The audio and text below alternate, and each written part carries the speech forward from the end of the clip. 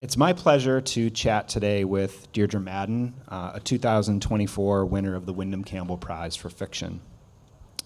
To read one of Deirdre Madden's 8 novels is to encounter both exquisite description and deep philosophical introspection. It's to get a sense for the texture of corporeal existence, what it feels and looks like to be in this ugly, lovely, material world. She attunes us to the particular combination of bareness and softness in an Italian landscape in winter. She helps us to see the slow deliberation with which a cat washes its face.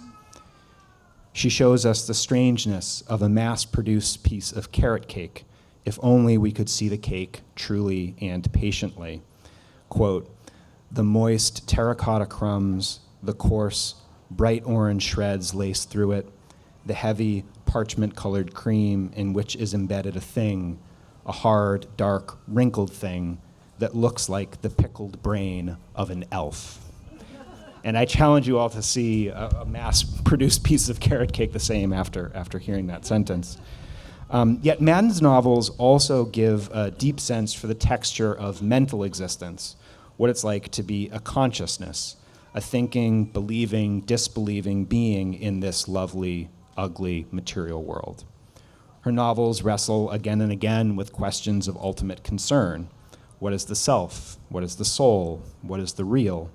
Why do we so often refuse to know things about ourselves and about others, and what is the cost of such fastidious ignorance? Madden's novels are scrupulous in their sentences and in their thinking, but they don't partake of what her Catholic characters might call the sin of scrupulosity, an overactive conscience that ends up being a kind of meanness. Madden cares for her characters despite their failures, and to read her fiction is to see the world with a complicated, shimmering love. Please join me in welcoming Deirdre Madden.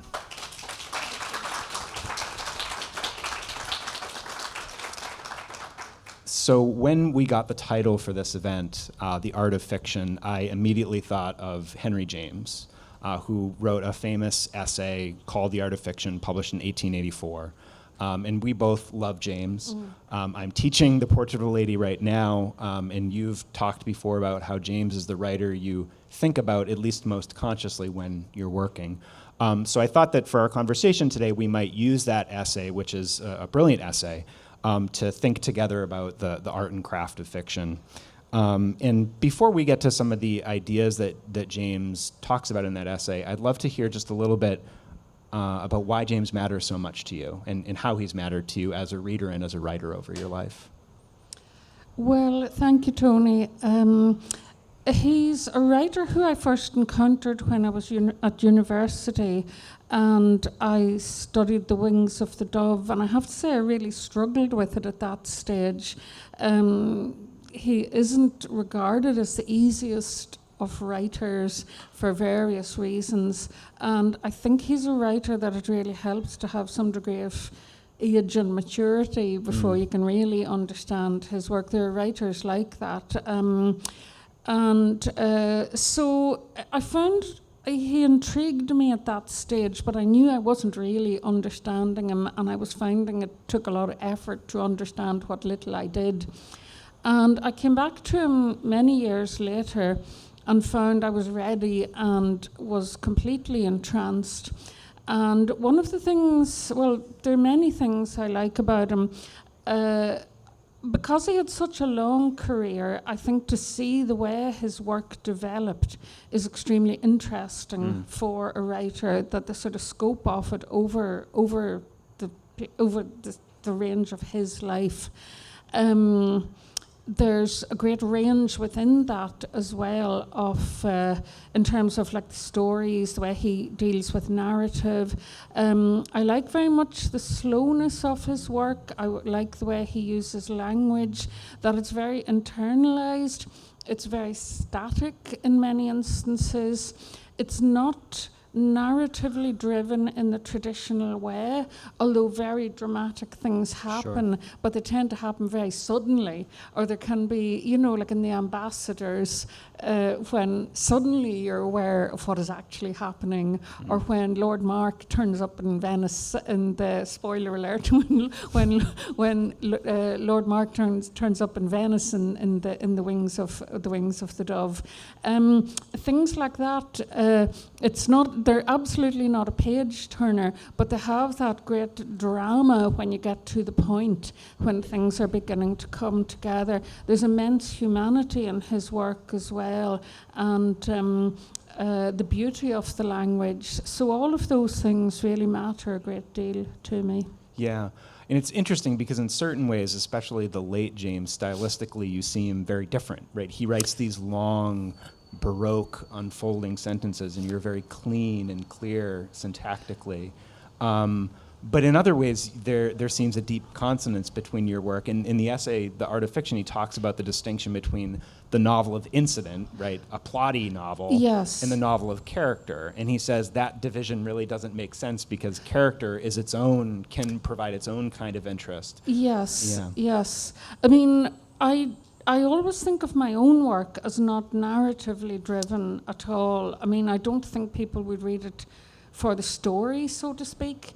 But there are things always happening. As E.M. Forster said, oh dear, oh yes, the novel tells a story, even if it's somebody like Beckett, you know, or with Ulysses or Finnegan's Wake or whatever, there's a thread of narrative, and the reader needs that, and the writer needs that as well. But it's not the central thing in the way it might be with, say, I don't know, a writer like Dickens. Yeah. And I think you readers read for very different reasons. And some read purely for story and to find out what happens next and for the excitement of that.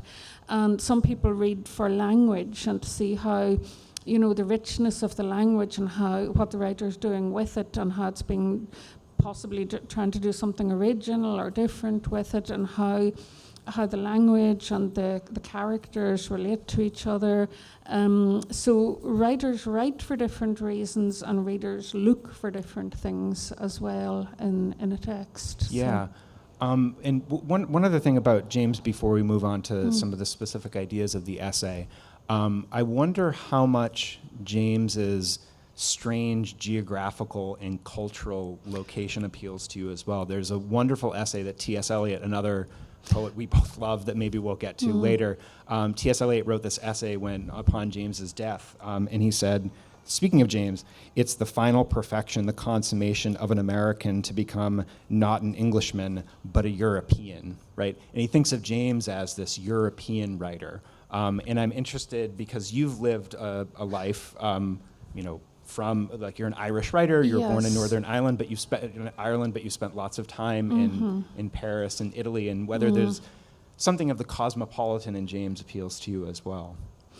I think there is, but I think it goes even further than that, Tony, because I think James, I think when you move, I think what can happen, say with a writer like T.S. Eliot, who was born American and then went and lived in Europe, but you wouldn't really think of Eliot as an English writer. And I think really great writers, if I'm allowed to use that term nowadays, move beyond nationalism and boundaries. And it was Samuel Beckett, who again is another good example, somebody who was Irish, who went to live in France, who wrote in French, but he was more than any of those nationalities. We all claim him. Like, if you go to France, they'll all say he's a French writer, and Ireland is still very keen to claim him. But he himself, Beckett himself, was a great admirer of the painter Jack B. Yeats, who was a brother of William Butler, and he wrote an essay about Jack Yeats's painting, and he said something like, the true artist, see if I can remember this properly, it was something like, the real artist is from nowhere and has no nationality. And I think of James in that light as well. Yeah. And I think somebody said even at the time of his death, even to look at him, he looked almost like a timeless Greek person. Yeah. You know what I mean? Like there was an ancientness about him, and he's moved sort of beyond time and nationality. And I think not an awful lot of writers do that. Joyce as well, like Joyce became, he was very Irish and very Dublin, but he was also very international and very, broke up, used all languages, broke up all languages. And so I think when people get to there are certain writers where it all seems to break down in terms of that national social side of things. And I think James is one of them. Yeah. Insofar as you care about such categorizations, would you want to describe yourself as an Irish novelist or a European novelist? That's a very interesting question. I see myself very much as an Irish writer, but I'm very connected to Europe as well. Yeah. I've lived a lot in Europe. I read a lot of literature and translation, European literature and translation. And I think what I've just been talking about, you only get it when you're at sort of that level. The level, it is the level of Joyce and Beckett and James, and, when people move to that. It's very important to me to speak to Irish people. I do like that. I do like representing something that will speak to people, and then maybe to people in other countries it might resonate. It's not just the national thing, but something off that. And again, in relation to James, I suppose a confession to make. Like, I have spent a lot of time in Europe, but I haven't always been very connected imaginatively to America. There aren't that many. I don't know a huge amount about American literature, I would even say. And some of the writers who do mean most to me are people like Eliot and James, who have that very strong European streak. Now, there are writers like Melville, who I really love, or Faulkner, who are profoundly European, and also some contemporary writers as well. But I have noticed that, so I think I am like very Irish European, and all of that sort of would feed into my own work. And there's a lot of that I would admire in American literature, but imaginatively it sort of feels different and distant to me, if that makes sense. Yeah, so. No, that does. Moving into the essay itself, one of the interesting things that James does at the beginning of The Art of Fiction is he talks about fiction in part by talking about painting, right? He thinks about writing through thinking about other art forms, and James does this in a lot of his criticism, and that's really been a hallmark of your fiction for your entire career, but especially in the last couple of novels. And so, in particular, your most recent novel, Time Present and Time Past, is deeply interested in photography as an art form, and what happens especially temporally when we look at photographs. And so to start thinking a little bit about what drew you to photographs in that novel, I was wondering if you could read to us all. It's always wonderful to hear the language out loud. A little bit from a passage in which one of the novel's focalizing characters, Fintan Buckley, first encounters a black and white photograph in a Dublin cafe.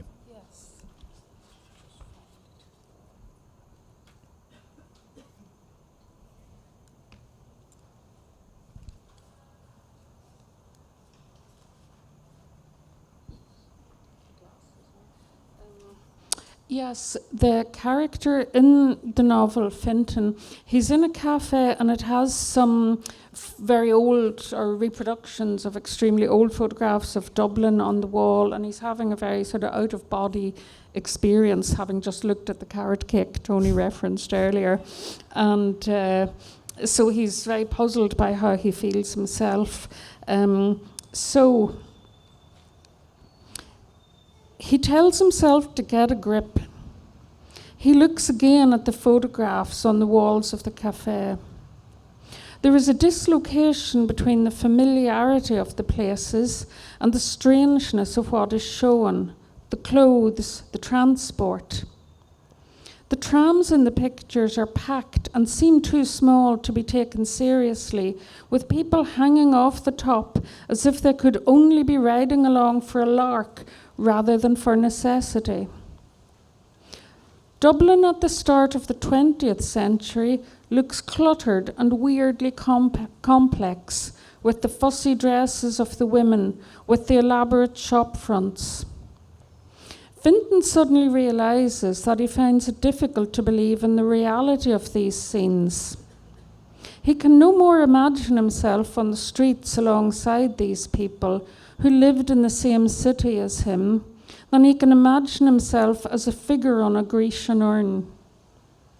Is it because the images are in black and white that they seem irredeemably distant?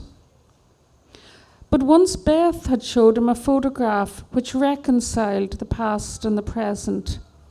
An Edwardian miss with a straw hat, some long-forgotten ancestor of theirs, who bore an extraordinary resemblance to Fintan's sister, Martina. And he remembers now also a remark his daughter Lucy had made once when they were trawling through a box of old family photographs at home. Weddings, rainy picnics, late lamented terriers. When did the world become coloured? She'd asked.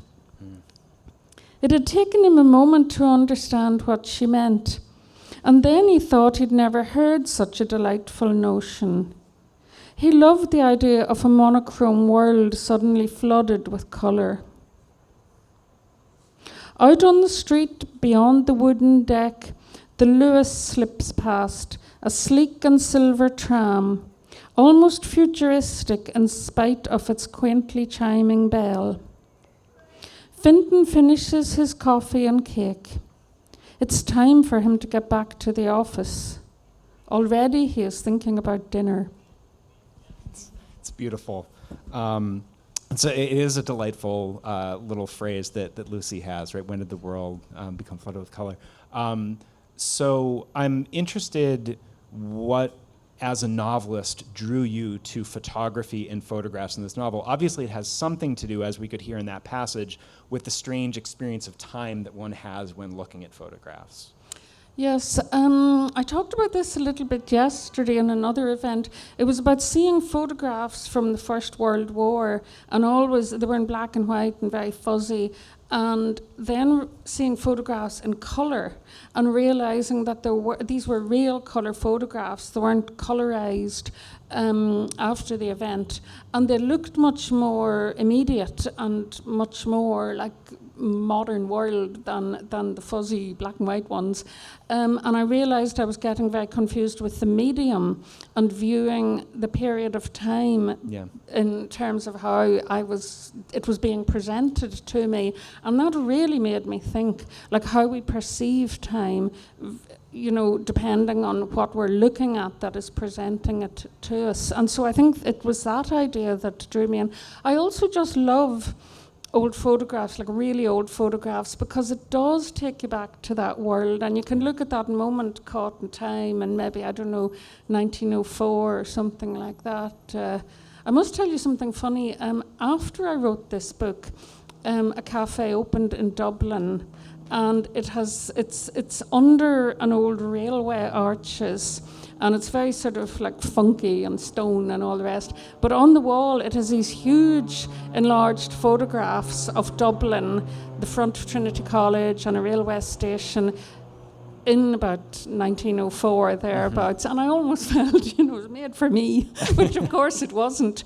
But it's a lovely place. And to look at those photographs as well and see people in bustles and straw hats walking on streets that look so very, very familiar is really, there's something quite special, and imaginatively there's something about that really appeals to me. So.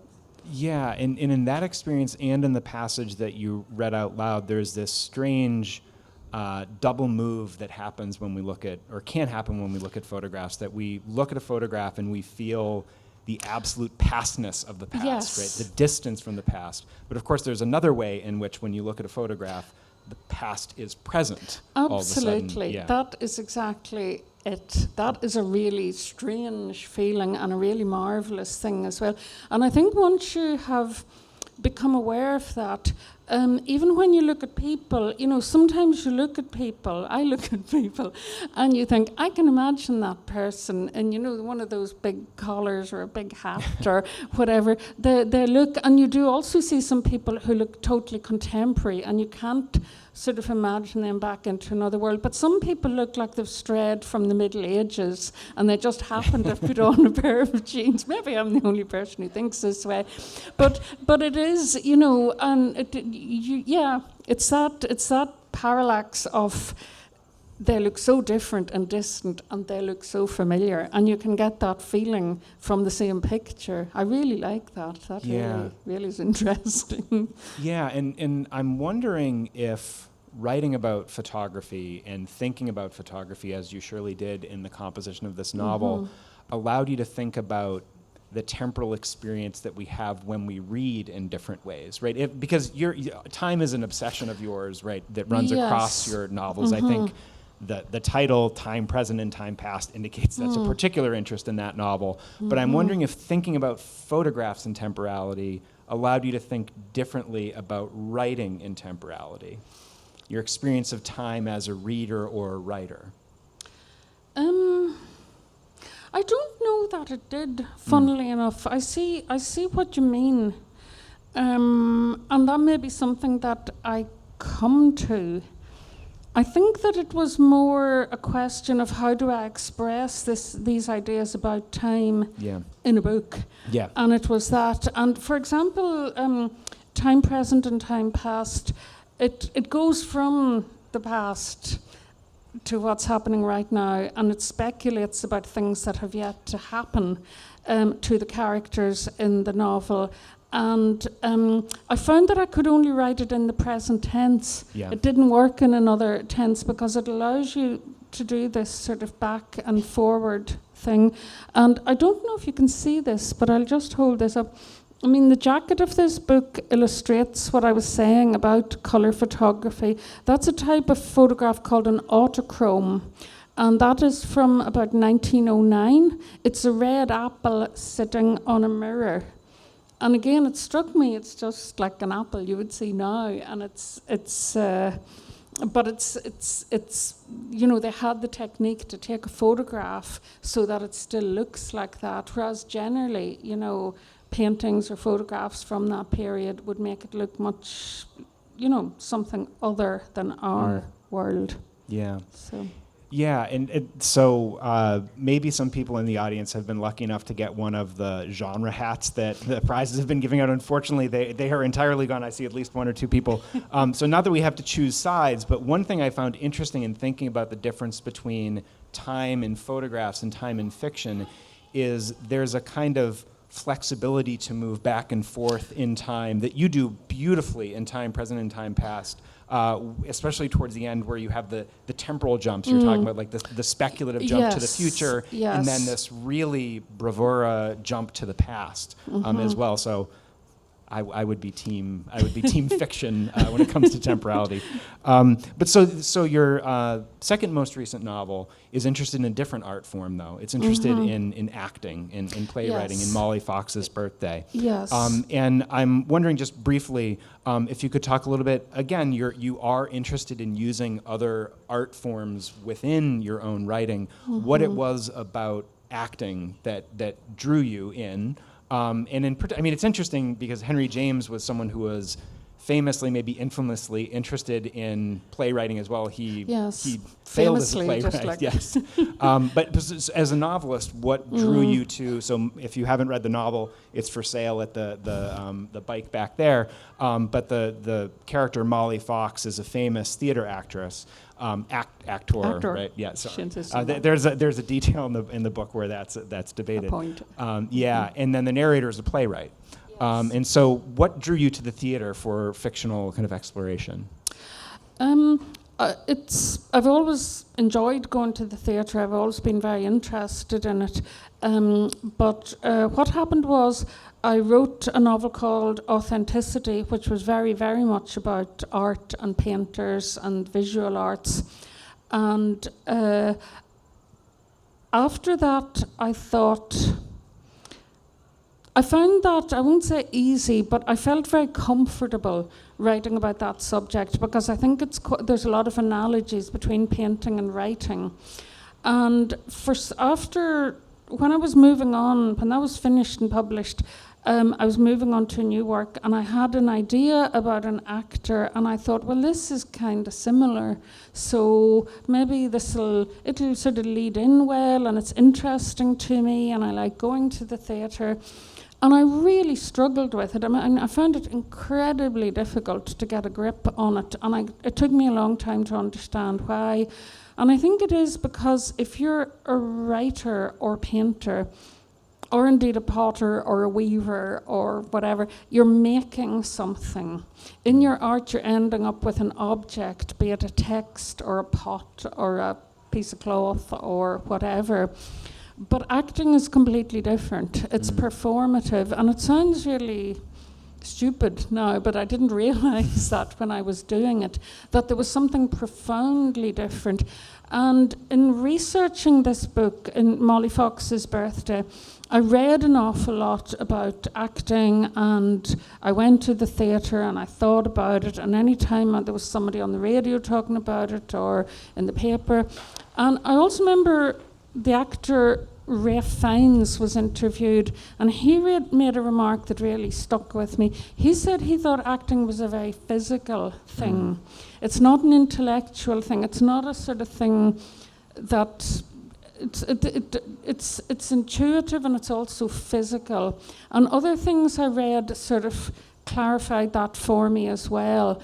And for example, even an actor's voice. An actor needs to have a very good voice, and it's an instrument, and your voice is part of, like, it comes from your body, and it's related to that. Maybe you need to look after your voice in that way. And Tyrone Guthrie wrote very interestingly about this too, and he said, like, the whole idea of actors having to be handsome is just nonsense. And he said you can persuade somebody that they're handsome, and he said, like, having a good voice is more important than having straight legs. So all of that, like the relation of the body, and of course your body doesn't really matter at all when you're a writer. You just sort of sit there and write. So it's more, I think writing is very much an artisan activity of making something, whereas acting is performative. And it's, as I said, it sounds really stupid that I didn't realize that at the start. And not being a performative person, I found it quite hard to get into that mindset. I really had to work at it. So yeah, and one of the remarkable things about the novel is how lived in the experience of the actor seems. It seems as if you would you would have been an actor yourself, right? That you've thought deeply about what is called forth in the acting. And though it does, you give a kind of rich sense for the distinctive features of the life of an actor, there are also some really interesting moments. We don't have to talk about it now, but I again encourage everyone to get the book. There's a lovely moment where one of the narrator's brother, who is a priest, thinks about the deep analogy between being an actor and being a priest. They're both performative acts. They're both physically embodied acts. And he has this lovely thing that maybe ties back to what we were saying before, that to be an actor and to be a priest is to strangely be both within and outside of time. To be kind of within time and to remind us or give us access to something that is beyond time. Yes, and I'd like to say immediately that in that, he's not saying, and I'm not saying. I mean, you could take from that he's a very bad priest, and he's just no, and he's not. He's a good, kind, just a fundamentally good man and a good priest. And this is the point. He sees through all the sort of artifice. When he makes that remark, he's walking through a sacristy, I think, and there's all these like candlesticks and banners and vestments and things that are used. And because he really is a truly religious person, he can see that they matter, but they're not what it's all about. Yeah. That that's like a kind of artifice, and you go through that. And it's the same thing with theatre. Like, theatre is about something other than the makeup and the costumes and the lights. They're just facilitating getting at something else. So I really want to make that point clear. Yeah. And it's about getting, that the artifice gets you to something very, very real. Yeah. And that, again, is a through line, I think, in a lot of your fiction, this notion that artifice isn't necessarily a distraction from the real, but actually a deep and true route to the real. Yes. There's a lovely passage in your earlier novel, Authenticity, where this young girl is looking at still life paintings when she's quite young, and she says the things in the painting are realer than real things, right? that understanding that artifice might indeed be the deepest way we can know reality. And that actually brings us to an interesting other topic that I wanted to talk about, again inspired by James's essay, where James, one of the lovely things about the essay is he says the novelist is really free to do whatever he wants to do, right? He has the freedom to choose what subject he writes on. He can write on his experience, but he doesn't have to. He has the freedom of to choose the manner in which the subject is treated. But he says all good novelists must have, and he says, a sense of reality, right? And all good novels introduce us to various senses of reality. And he knows that that's a vague phrase, right? And different novelists have access to different senses of reality. But I'm interested in your relationship to realism. And in particular, it seems to me that there are kind of at least two different senses of reality that I get from reading your fiction. And one of them is kind of exemplified in these passages of painstaking and exacting and lovely kind of traditional realism in which you describe things very exactly and persuasively. And I was wondering if you could maybe read us a passage. There are wonderful descriptions of places and objects and spaces throughout Deirdre's fiction, but in particular, I think, remembering Light and Stone, which I mentioned before, there are these beautiful descriptions of light in Italy, but I think you really excel as a describer of rooms. And there's a wonderful passage early in Molly Fox's Birthday where the narrator is describing Molly Fox's home where she's temporarily staying. Yeah. I'll read that. So, okay. She lives in Dublin in a red brick Victorian house, the middle house in a terrace. The front path that leads from the heavy iron gate to the blue-painted front door is made of black and red tiles and is original to the house, as are many other details inside. There is a pretty, if rather small, garden at the front that Molly keeps in a pleasing tangle of bright flowers all summer, like a cottage garden. She grows sprawling pink roses and lupins. There are nasturtiums, loud in orange and red. There are spiky yellow dahlias and a honeysuckle trained up a trellis beside the front window. Bees bumble and drone, reeling from one blossom to another like small fat drunks. Inside, the house is surprisingly bright and airy. There is a fan light above the front door, which is echoed in the semicircular top of the window, high above the return, which brightens the stairwell. On the ceiling in the hall, there is a plasterwork frieze of acanthus leaves and a central rose from which hangs an elegant glass lamp. Although it has immense charm, it is a small house, more modest than people might expect, given Molly's considerable success. She bought it at the start of her career and has remained there ever since, for the sake of the garden, she says, although I suspect that Fergus, her brother, is the real reason why she has never left Dublin. So again, this is, to me, symptomatic of a certain kind of brilliant descriptive passage in your fiction. You were saying that James sometimes writes, his novels move slowly, right? And sometimes they move slowly because you have this incredible description of Osmond's villa in Florence or something like that, right? And here we have colors, right? We have textures, we have interior, we have exterior, we have almost a surfeit of detail. And I'm interested to go back to James's phrase, the sense of reality, what these kinds of descriptive passages to you have to do with your sense of reality, or maybe a different way of putting that, what aspects of reality do these descriptive passages seek to make present to the reader, and why are they important to you? Well, I really like things for a start off. You know, objects, jewelry, antiques, just looking at things as well. It's not even that I have to possess them. And again, sometimes it's a link to the past, things that belonged to certain people. The idea of that can fascinate me, and that's something like the ring in Molly Fox that belonged to someone's brother, and how the sort of psychic energy that can come from an object because of the life it has led. I'm really interested in that. The sort of reality of the material world interests me. And again, that could be a religious thing, because in Catholicism, which is very strong in my life, you know, the material world is seen as sacred, and I think something of that comes through. I know that's something in Scott Fitzgerald as well, very much. And yet it's not a materialistic view of the world, if I could put it that way. Yeah.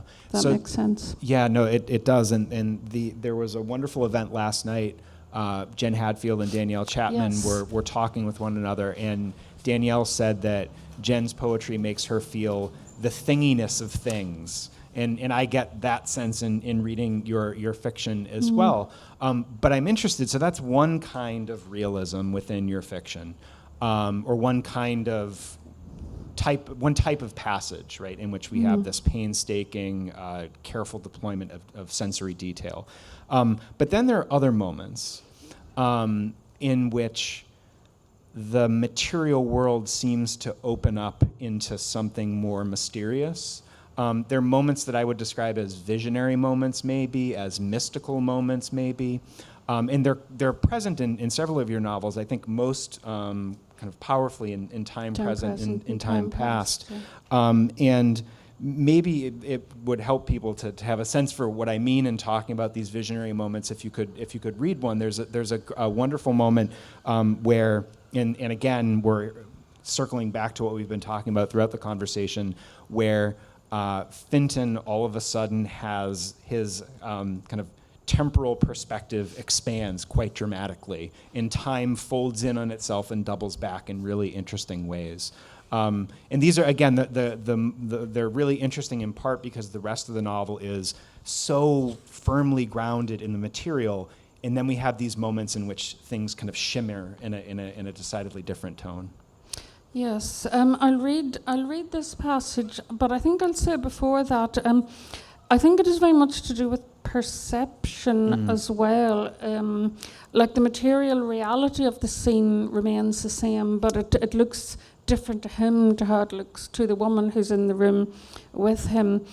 He's in his office and he works with a woman called Imelda, who in general is extremely rational and extremely practical, and she has gone out to get some documents, and they sit down to talk. There's a knock at the door. Imelda has returned, having read the documents. Finton comes out from behind his desk, and they both sit down to discuss the meeting the following day. He's paying attention and is fully engaged to begin with, but the shift, when it comes, is irresistible and relentless. He finds himself watching the scene from a distance, as if he is an observer rather than a participant in what is happening. This has happened to him before, but never so completely. It doesn't stop. It's as if he's sliding away, not just from himself and from Imelda for a moment, but from his entire world and forever. Now he feels that he is looking at the scene from another dimension, from a point beyond time itself. He realizes that he's dead. So is Imelda. So are Colette, the children, his entire family, everyone he knows, the people he had seen on the Dart this morning. Everyone, indeed every creature now alive in the world, is dead. The civilization, for want of a better word, in which he lives is over. This is how it is for the Babylonians, for the people of ancient Greece. How had he thought that he would ever escape? And he had thought that, he realizes now, albeit in a most inchoate and confused way. Perhaps the strangest thing of all is that this sudden knowledge does not perturb him. Instead of being grief-stricken, he feels a kind of cosmic gratitude, the life that he has been given. The grief comes when he realizes that the sequence is now in reverse. He is going back through time, and again it is relentless, so powerful that it feels as if he is moving through space. The scene in the room, tiny as if viewed through the wrong end of a telescope, of two people sitting in an office, papers in their hands, is getting bigger and bigger so that he can see it in more detail all the time, until he is no longer looking at the scene but is in it. He is sitting there looking at the documents before him, and Imelda is making exactly the same point she was focused upon when he slipped away to experience immortality. He hasn't missed a thing. When I was reading that, I sort of thought, okay, I can see what I'm getting at now, I think. It's that it's not supposed to be this sort of mystical things aren't this sort of like airy, fairy, foggy thing. They should be very, very grounded and very real, and often connected to very physical things as well.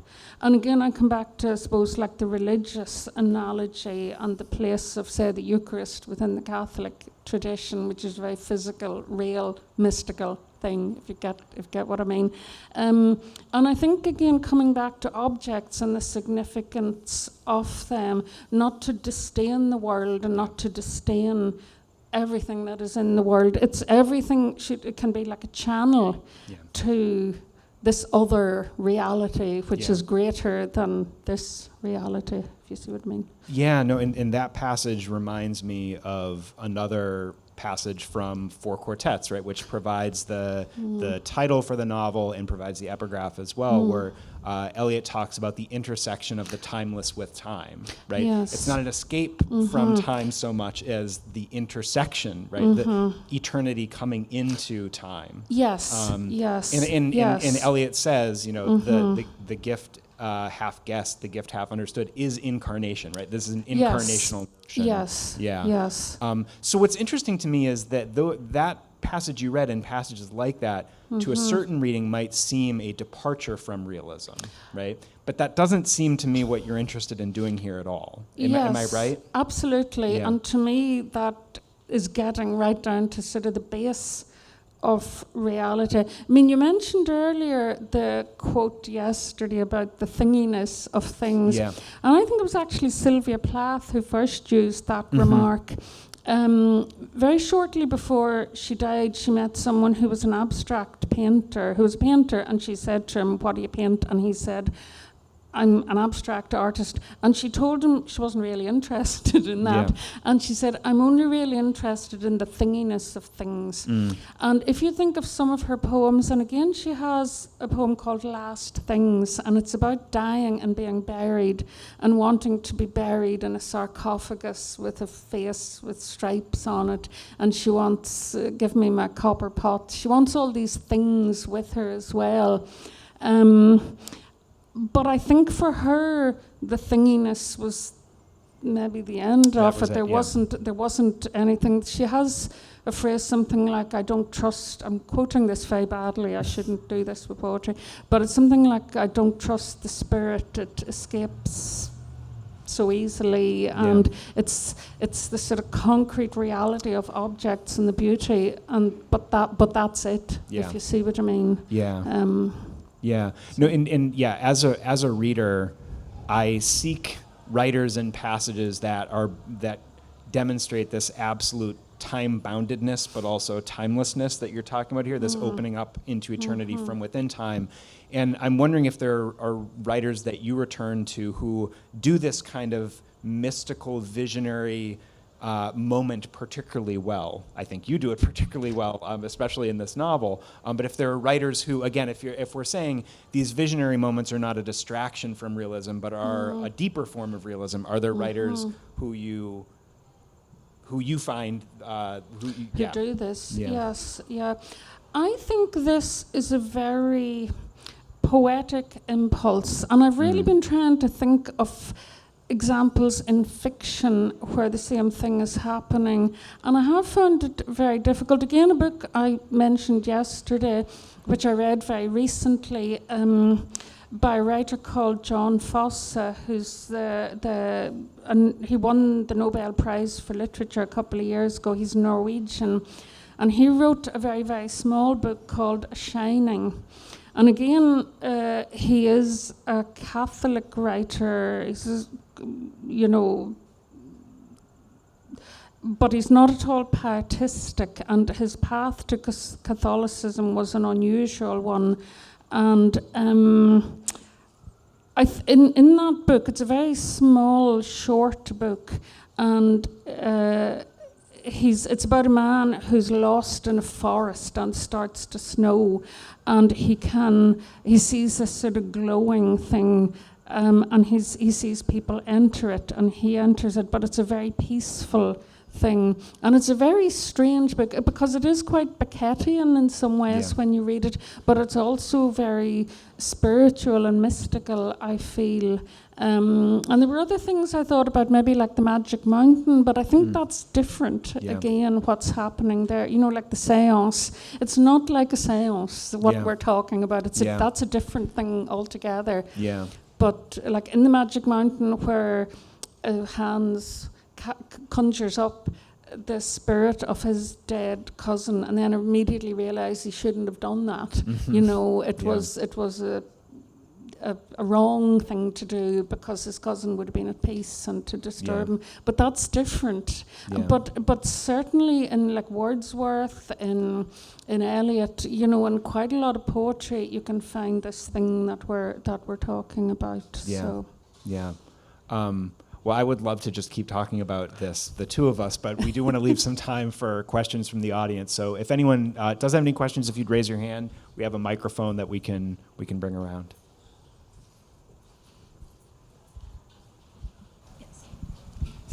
Thank you again for Molly Fox. I loved it. Thank you very much. 3 words I've fallen in love with: Irish women writers. That's very sweet. I will take that message back to Dublin. But lately, there seems to be not a re-emergence, an emergence of some terrific female Irish writers. And Sally Rooney and Claire Keegan especially, Edna O'Brien. But there are all these great women writers appearing now. Do you have any idea of why that might be happening at this moment? I think that people are just starting to notice them and encourage them and accept them in a way that maybe wasn't the case so long ago. Ireland, it just is a country where there's a huge amount of writing going on. There's a large amount of like literary energy. I think people are sort of confident about writing, that in a way they don't feel they have to ask for permission as much as I think they maybe feel they have to do in other countries. I think sometimes people feel like they're getting above their station, or it's not for me, or I'm asserting myself too much. And I don't think people have felt that. And certainly just a growing confidence with writing generally, I would say, in Ireland, and certainly Irish women writers as well. There's a great many, yeah, you're right. It's a good time for it. So thank you for that.